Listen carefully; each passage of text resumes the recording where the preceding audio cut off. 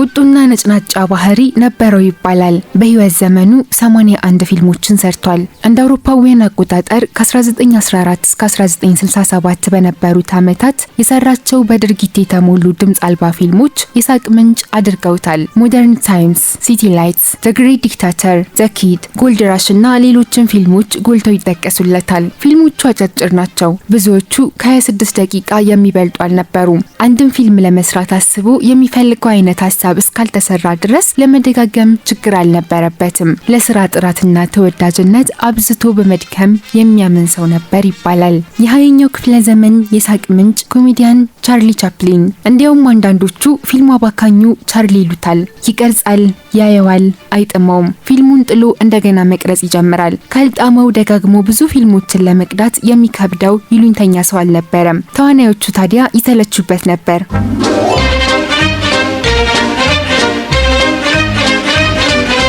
ከ1914 እስከ 1922 ባሉት ዓመታት ቻርሊ ኬስቶን፣ ኢሳኒ፣ ሚቹዋል እና ናሽናል ስቱዲዮ ከተባሉ የፊልም ድርጅቶች ጋር ሰርቷል። በእነዚህ ዓመታትም 65 ፊልሞችን አበርክቷል። በዚህ ጊዜ በሳምንት ከ$150 ክፍያ በመነሳት እስከ $1200 ክፍያ በሳምንት በማሳደግ ሀብታም መሆን ቻለ።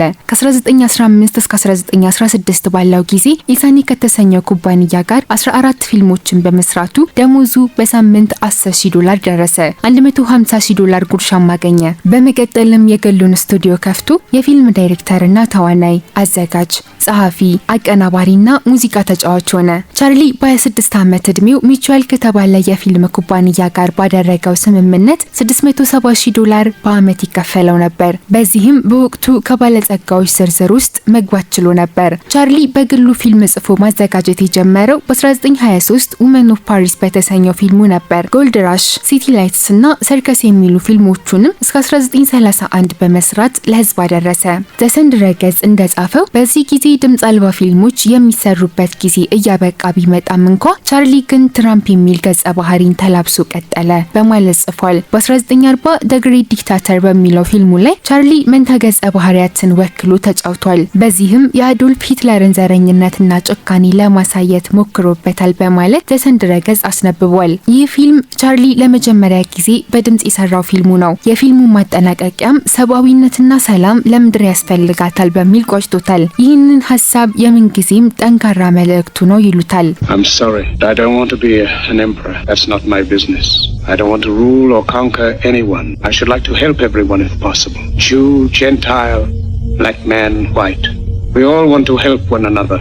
Human beings are like that. በዘመኑ አንድም ቃል ሳይናገር የሰዎችን ስሜት ከፍና ዝቅ ማድረግ የቻለ ሰው ነው በማለት ብዙዎች ይናገራሉ። እንደ አውሮፓውያን አቆጣጠር በ1952 በአውሮፓ ጉዞ በማድረግ ስራዎቹን ያሳይ ነበር። ኮሚኒስት ነህ በሚል ወደ አሜሪካ እንዳይገባ ክልከላ እስከመደረግም ደርሶበታል። በ1910 ተዘዋውሮ የሰራባት አሜሪካ ከዓመታት በኋላ አትድረስብኝ አለችው። በ1972 ደግሞ ቻርሊ ለፊልም ኢንዱስትሪው ላበረከተው አስተዋጽኦ አሜሪካ ልታመሰግነው ጠራችው። ከ20 ዓመታት በኋላ አሜሪካ መግባት ቻለ። ይሁን እንጂ ህይወቱ እስካለፈበት 1977 ድረስ በስዊዘርላንድ ለመኖር ተገዷል።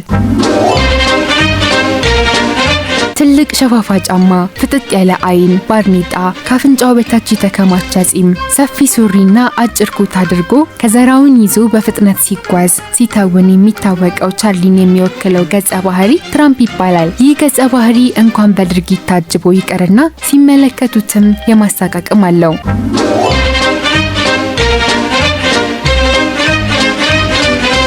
ይህ አኳኋኑ በብዙዎች ዘንድ ተወዳጅነትና አይረሴነት አቅም ሰጥቶታል። የቋንቋ ድንበርን ተሻግሮ በመላው ዓለም መሰማት ችሏል። ቀልድና ቧልትን ለማህበራዊ ንቃት መሳሪያነት ተጠቅሞበታል። በፊልም ስራዎቹ በኦስካር ተሸልሟል። የእንግሊዝ ንግስት ኤልሳቤጥ ሁለተኛም ክብር ሰጥተውታል። እንዲያውም ያን ጊዜ የበለጠ ዝናው በዓለም ላይ ተሰምቷል። ስለ ኮሜዲ ስራ ሲናገርም ህይወት በቅርበት ስትታይ ጨፍጋጋ ናት፣ ቀልድ ግን ራቅ ብሎ መመልከት ነው ይላል። የቻርሊ ቻፕሊን ስራዎች ፊልሞች ዛሬም ድረስ አቅም ፈጥረው የማዝናናትና የማስተማር አቅም እንደያዙ ቀጥለዋል። ድህነት፣ ኢፍትሐዊነትና የመደብ ትግልን በፊልሞቹ ለማሳየት ሞክሯል። ባዮግራፊ ድረገጽ እንዳሰፈረው ቻርሊ ከሆሊውድ ጋር እንዲሰራ ግብዣ ቀርቦለት ያውቃል። ይሁን እንጂ ቻርሊ በራሱ መንገድ ቀልድን ለማህበራዊ፣ ለፖለቲካዊ፣ ለፍትህና እኩልነት መሳሪያነት ለመጠቀም በማሰብ ፈቃደኛ አልሆነም። ሆሊውድ የሚያሳየውን ዘረኝነት ያቆም ዘንድ ዘ ግሬት ዲክታተር ፊልም ትልቅ ቁንጥጫ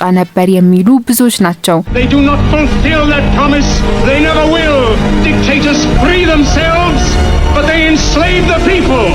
Now let us fight to fulfill that promise. ፈረንሳይ ውስጥ በ1889 የተወለደው ቻርሊ ቻፕሊን በድህነትና ፍቅር ማጣት ውስጥ ነው ያደገው። እናቱ ሙዚቀኛ፣ አባቱ ደግሞ የመድረክ ሰው ነበሩ። አባቱ የአልኮል ሱሰኛ፣ እናቱ ደግሞ የአእምሮ በሽተኞች በመሆናቸው ራሱን ለማኖር ሲል በጎዳናዎች ያገኛቸውን ስራዎች በመስራት አድጓል። ልጅነቱ ሳቅና ፍቅር የራቀው ነበር። ቀልዶቹ በውስጡ ያጣውን ሳቅ ለመፍጠር የሰራቸው ናቸው በማለት ፊልሞቹን ሂስ የሚሰሩባቸው ብዙዎች ናቸው። እሱም ሲናገር ሳቅ የሌለበት ቀን የባከነ ነው ይላል። ልጅነቴ አሳዛኝ ነበር፣ አሁን ግን ትዝታ ሆኗል፣ ልክ እንደ ህልም ይታየኛል ያለን የሳቅ ምንጩ ቻርሊ ቻፕሊን በተወለደ በ88 ዓመቱ ለረጅም ዓመታት በኖረበት ስዊዘርላንድ በ1977 እንደ አውሮፓውያን አቆጣጠር ህይወቱ አልፏል። ፊልሞቹን ግን ዛሬም ሚሊዮኖች ይዝናኑበታል።